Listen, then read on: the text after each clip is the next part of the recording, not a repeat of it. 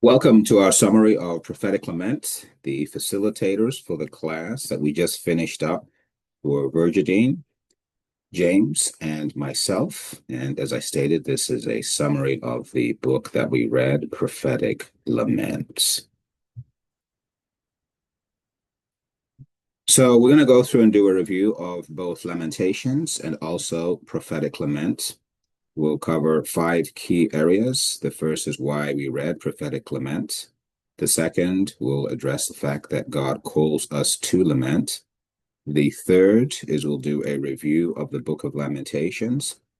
The fourth will cover key points from Prophetic Lament, the book we read. And the fifth and last, we'll discuss next steps. Always good to have some input or insight into the things we can do next once we've finished the topic. So, why did we read Prophetic Lament? Well, we read it for a number of reasons. The first was to inspire us to restore a healthy balance to our worship and our theology, one that includes both lament and praise. The second is to create a safe space for lament in our Sunday school. The third is to assist us in using biblical principles to address the pain and injustice that we feel. The fourth is to empathize with those who are suffering through challenging times. The fifth is to recognize the importance of community in our practice of lament. And the last was to study both the history, major themes, and beauty of the book of Lamentations. It's a pretty awesome book. All right, as we move into the second aspect of what we're covering, um, which is God calls us to lament. Really, God calls us to care. The definition of lament in the Bible is a liturgical response to the reality of suffering that engages God in the context of pain and trouble. According to the Bible Project, the lament poems in the Bible serve three purposes. They're written for three purposes. First, they're a form of protest. Second, they're a way to process emotion. And that's one of the main things I wanted us to cover, addressing our processing our emotion in a biblical way. And the last is a place to voice confusion. Without lament, we are the opposite of the Sermon of the Mount. We do not represent God's true nature to the world, and we become what people hate most about Christianity. Without lament, our theology is seriously warped, and our discipleship is flawed. With lament, we daily live out the heart of the Sermon of the Mount and are more fully conformed to the character of God. Continuing on, Walter Brueggemann, who passed away recently, commented on the difference in theology between those who would be considered the haves, have it all together and living on the hill, so to speak, and the theology of the have-nots. The have-nots, interestingly, develop a theology of suffering and survival, while the haves develop a theology of celebration. And we need both, right? The loss of lament in the American church reflects a serious theological deficiency, akin to not having all our vitamins, but spiritually speaking. 40% of the Psalms contain lament. And as we know, the book of Psalms is really our prayer book. And if 40% contain lament, so should our theology, and so should our worship. However, only 13% of the songs in the Church of Christ hymnal contain lament, and only 5% are actually sung every Sunday. Only 5%. That's a problem. When we lament, we take on the character God has for his creation. With God, we strive to see his will done on earth. Yes, we rejoice when he rejoices, but we are also sorrowful when he has sorrow for his people. God calls us to lament for the world and for the hurting. How will you respond? Will you take up God's call to lament? Will you care? Moving on quickly to the third aspect of our review, which is an overview of Lamentations. Book of Lamentations was written as a response to the destruction of Jerusalem and the temple in 586 BC. The city fell because three reasons. The people sinned, they rejected God's word sent through the prophets, And the third reason is their leaders led them astray. And even though God warned them, they did not heed his warning. The book is largely believed to be written by Jeremiah, although there are some disputes about that. The book is written as a collection of 5 poems for each of the chapters 1 through 5 that are intricately connected. This is from the Bible Project, and it is a one-pager, which I love, and it basically provides an overview of the Book of Lamentations. So as you can see on the bottom half, the various chapters 1 through 5. Chapter 1, and I like to kind of go through these things as a summary to just distill and better understand some of the specifics. So the first is uh, Lady Zion's grief and shame. It's chapter 1. Chapter 2 is the fall of Jerusalem and God's wrath. Chapter 3 is a suffering one. Chapter 4 is a siege of Jerusalem. And chapter 5 is communal prayer or lament for God's mercy. And there's many other aspects we'll cover, but this is, I think, a very helpful overview that you can find in the Bible Project. So for chapter 1, Lady Zion's grief and shame, this covers the desolation of Jerusalem. Here we see the shame and suffering in the context of death. Of course, I'm sure that the Jews thought the city would never be destroyed, that they were, quote, getting away with certain things. And next thing you know, the city is destroyed. There's shame, there's suffering, there's death. One of the things that I think was really helpful was the introduction of the Korean concept of Han. This is what was covered in the book Prophetic Lament, for chapter 1. And this is feeling the pain of the victim, not just the sin of the oppressor, but the pain of the victim. I think it's a very useful way for us to dialogue and think through and resolve matters that we have, whether they're of race or justice, what have you. The next is, the question is, do we hear the voice of the hurting? And here, this is depicted as a woman, not a man, which was predominant for Jewish society and even in our society today. But do we hear the voice of those that we typically do not hear from? And the last thing is, even in pain, we should not disengage. And we'll talk about that more as we go. Chapter 2 is about the fall of Jerusalem and God's wrath. God will act and judge human evil. And I thought it was very helpful. It says divine wrath is not just God's volatile anger. It's God's justice. And as we know, God is slow to anger, but he will judge human evil. Third chapter is the highlight or the apex of the book. In this chapter, we see the suffering one, an individual counsel Jerusalem to turn to God, just as they had done. The person noted in chapter 3 also shared how they came to trust in God's faithfulness. And this then gets echoed in chapter 5, which we'll talk about later. So the center of the book, again, is chapter 3. And even the center of that is verses 21 through 32, which covers words such as his compassion is new every morning. This section also speaks to the hope we have, as well as encouraging us to wait on God's deliverance. I think this is one of the hardest parts of Scripture, is to wait on the Lord in trying times, but this is what we're called to. The fourth chapter is the siege of Jerusalem, and SEIG. And the word Eka is brought back. It was used in the first few chapters, and it's brought back in this chapter.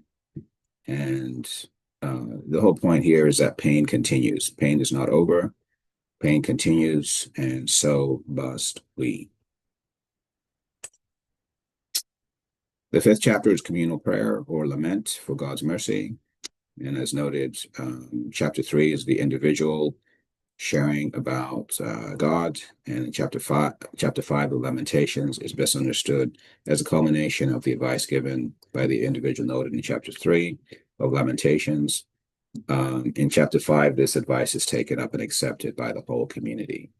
So this is a communal lament and not just an individual.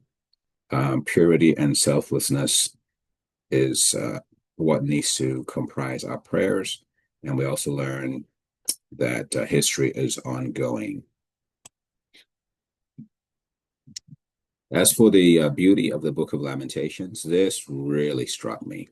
I was just blown away by the pain that the entire community must have felt. But out of that, there was a beautiful, beautiful book that was written. And as I was studying and putting this lesson together, I realized there's many levels of beauty, and I'll cover those kind of as we go. So the book is, each chapter is written based on the Jewish alphabet, and there are 22 letters in the Jewish alphabet. So starting with Aleph, Bet, Gimel. So this is like ABC and so on and so forth.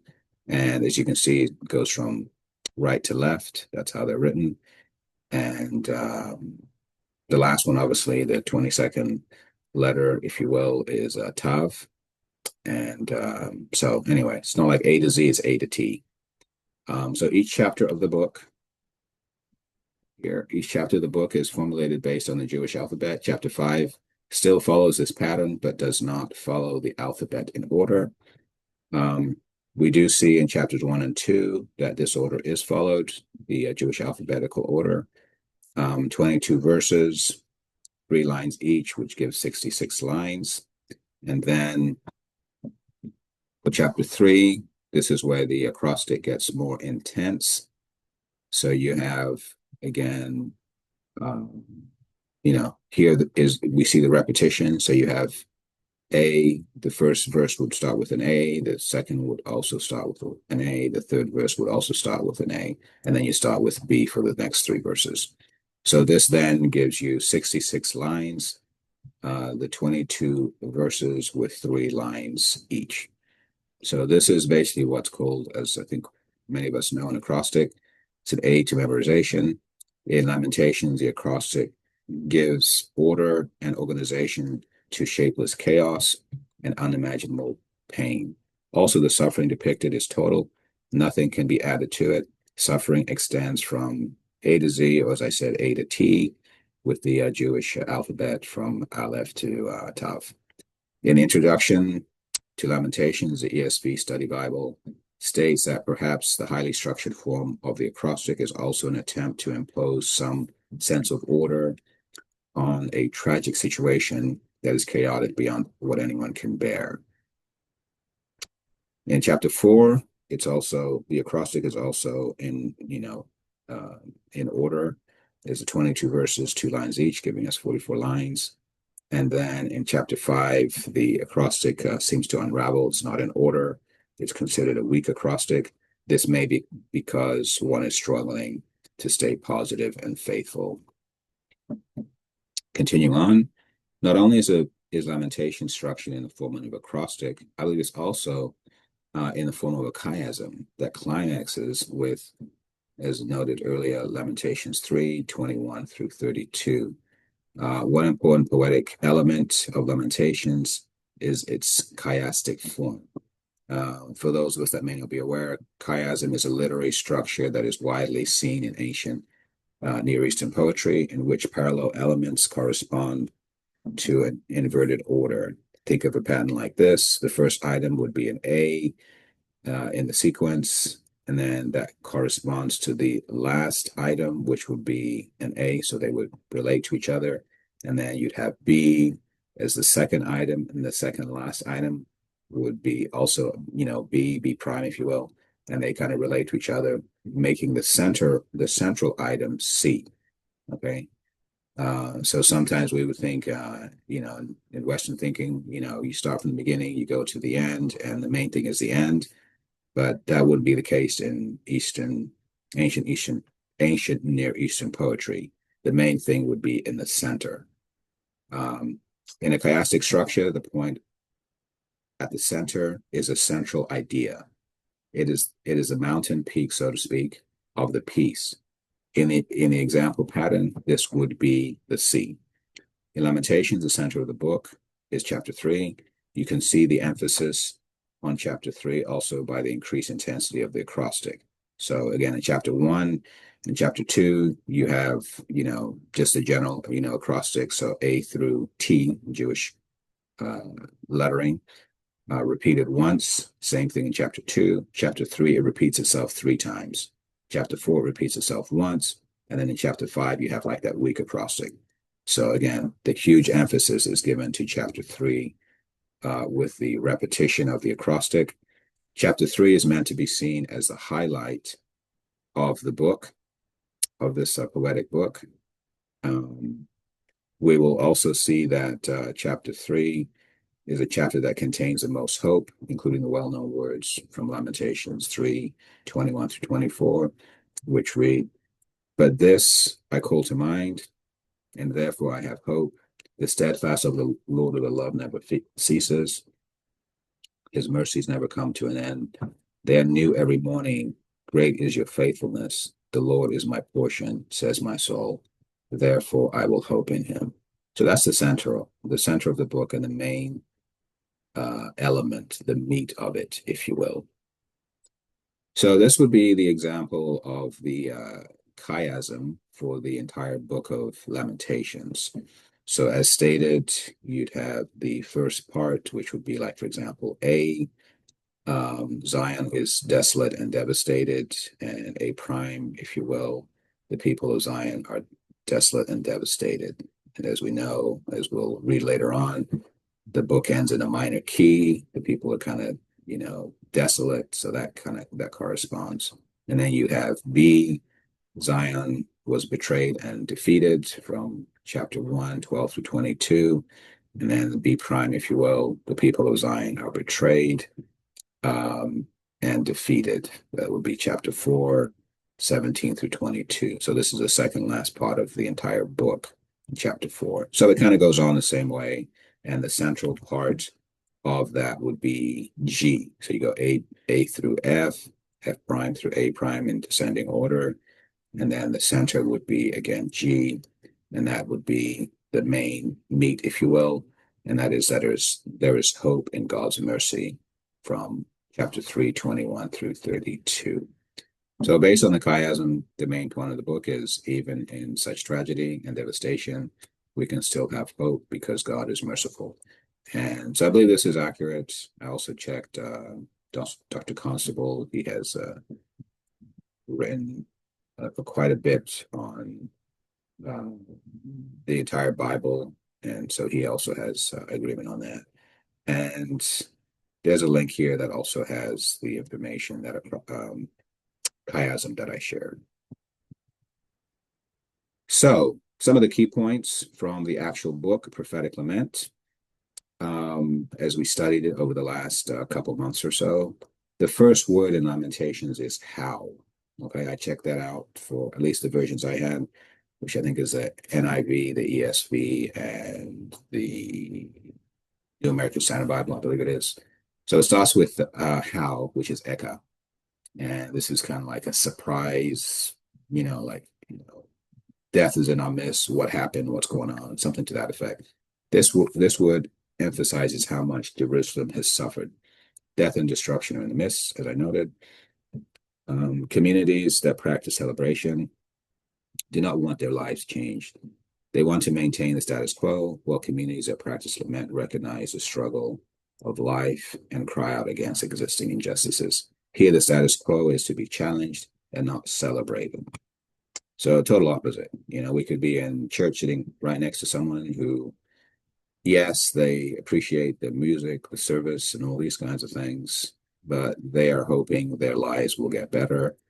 And here we are, happy clappy, trying to maintain the status quo, low taxes, and all these things, when really we should be also thinking about our neighbor and how the status quo may need to be challenged and not just always having the time of celebration.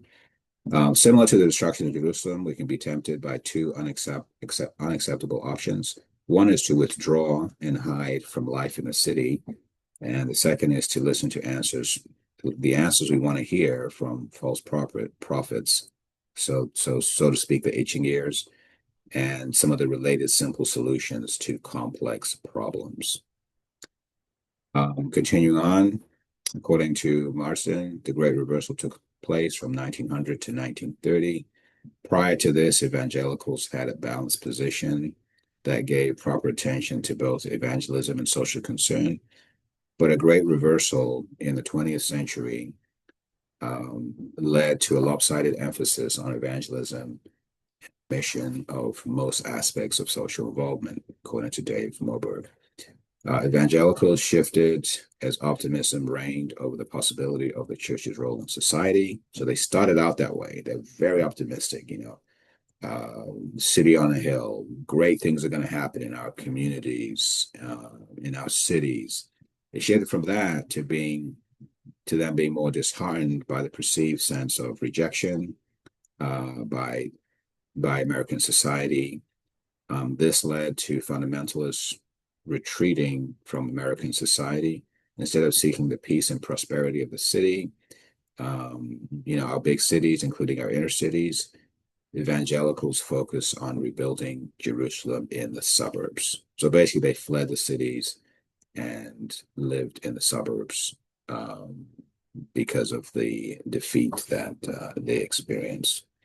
And obviously, we know Jeremiah 29:7 talks about, you know, to seek the welfare of your city as it prospers, you prosper. This is what we need to do. And like I said, this is very challenging, but this needs to be our heart to not flee. Next, a theological reading of Lamentation 1 as a funeral dirge calls the church to make room for the stories of suffering and not ignore them. One thing I really, really, really loved was the concept of Han. The pain experience, this is the pain experienced by the victimized neighbors. Where sin only accounts for the unjust act of the oppressor, Han considers a passive experience of the victims.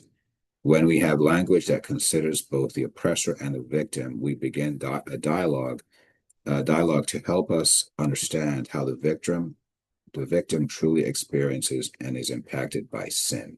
The guilt of individual sin leads to individual confession, but the shame of Han should lead to social transformation.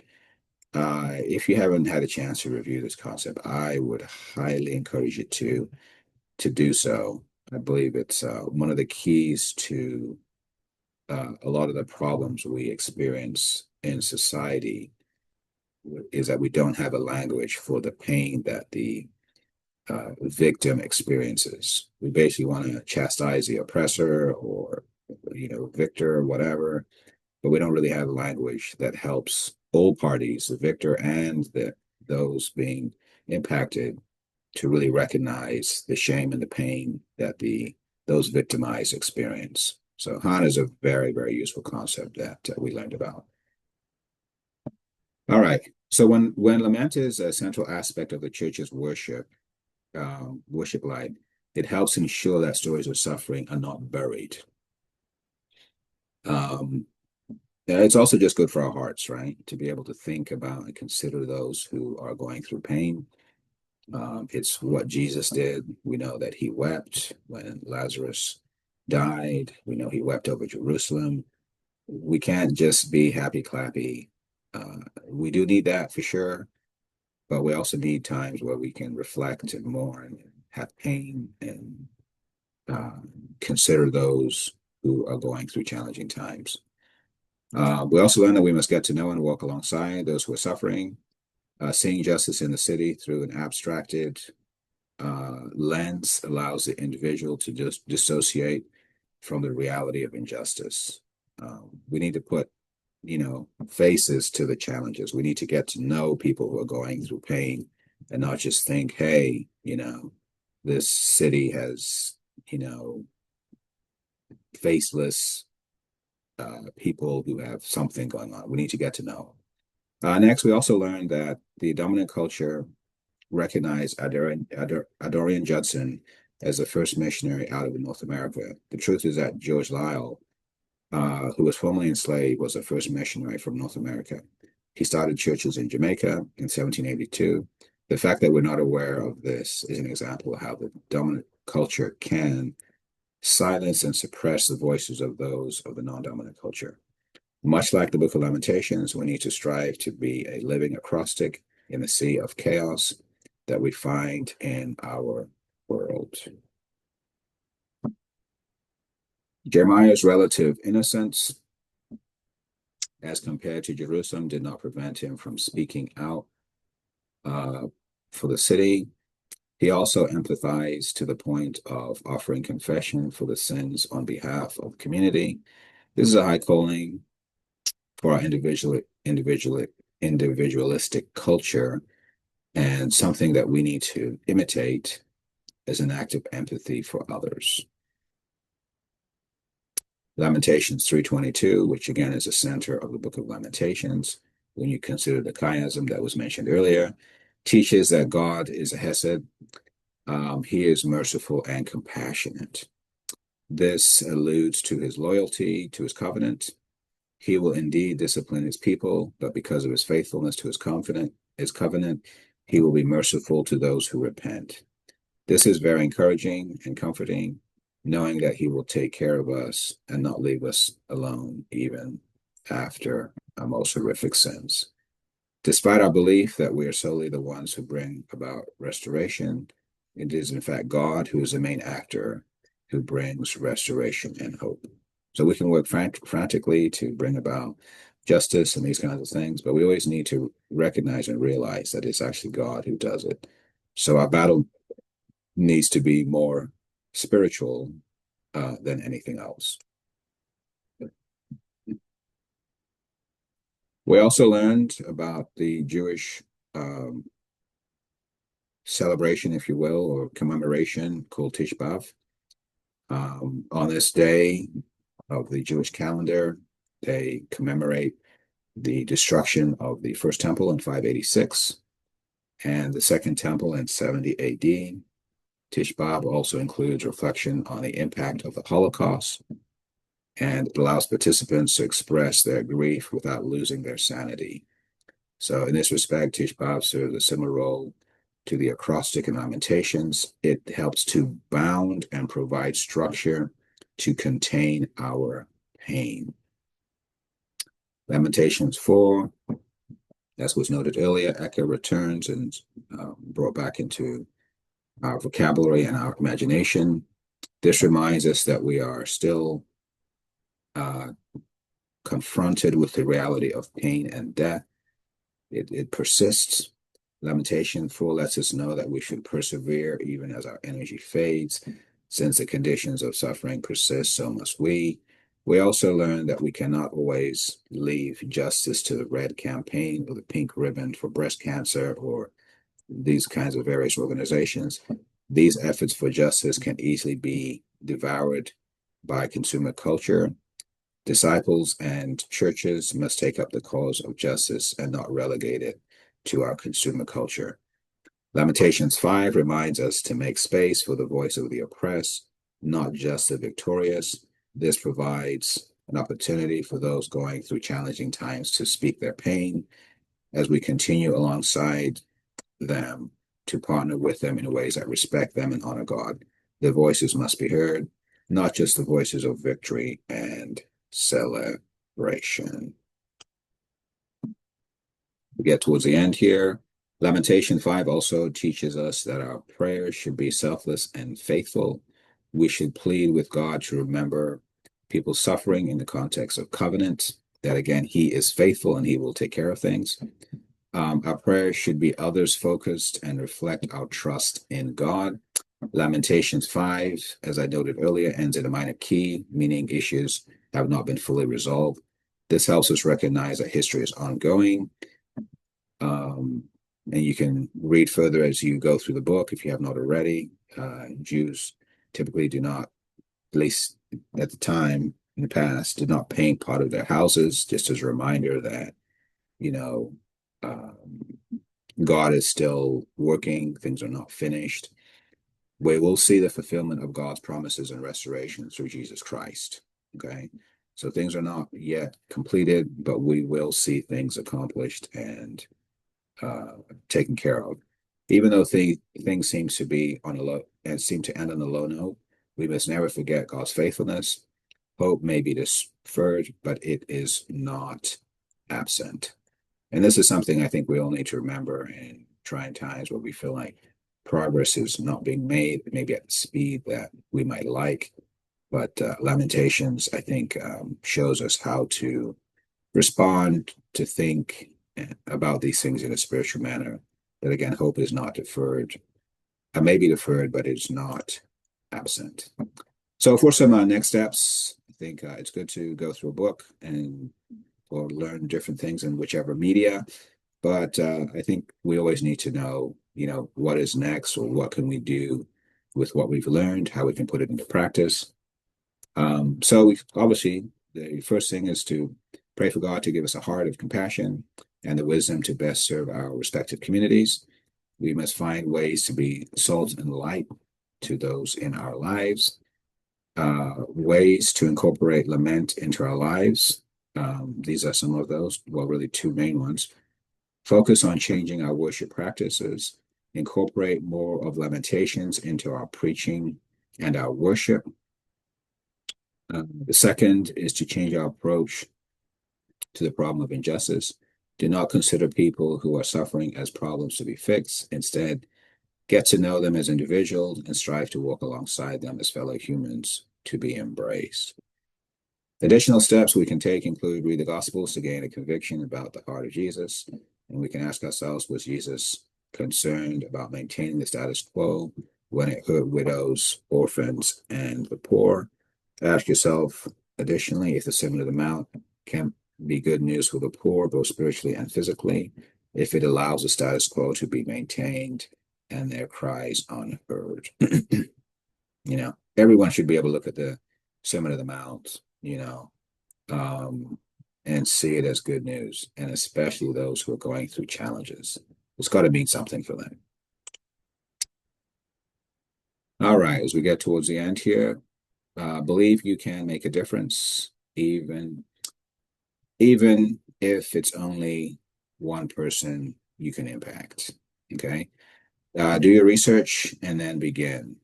Start something small if needed, like the fledgling efforts we have started in our Sunday school. Continually improve as you learn more. Do not be driven by guilt, instead be motivated by the example of Christ and how God can use you to impact and show love and compassion to those in need. Allow God to work through you to create a society our families and future generations recognize as God's kingdom on earth.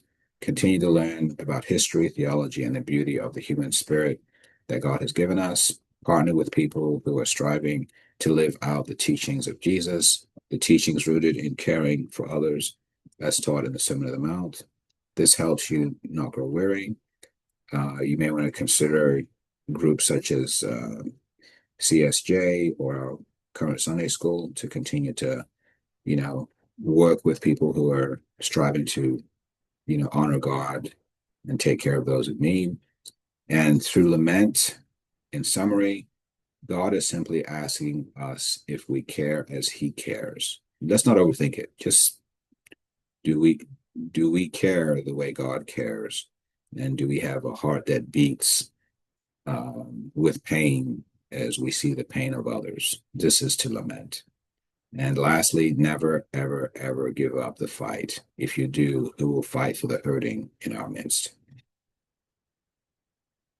So as we conclude, we finished our study of prophetic lament. So hopefully you're able to get something out of it, figure out ways you can incorporate lament into your daily lives. Next week, we go through and begin Jesus and the Powers by N.T. Wright and Michael Bird, to better understand the spiritual response we are called to take towards totalitarian governments. And I think we're at that point right now. So we're going to be going through the preface and through page 16 of the book. We've also started going through memory verses. The first two are John 3:16 and 1 John 3:16. For those of you that are not in our class but would love to join, you can definitely reach out to me. You can DM me on Facebook. And also, if you did like this video, there should be another video you could watch that should show up on your screen for the last book we read. There'll be a summary of that, and that is the book Practicing the Way. So hope you have a great rest of the day, and much love. Bye.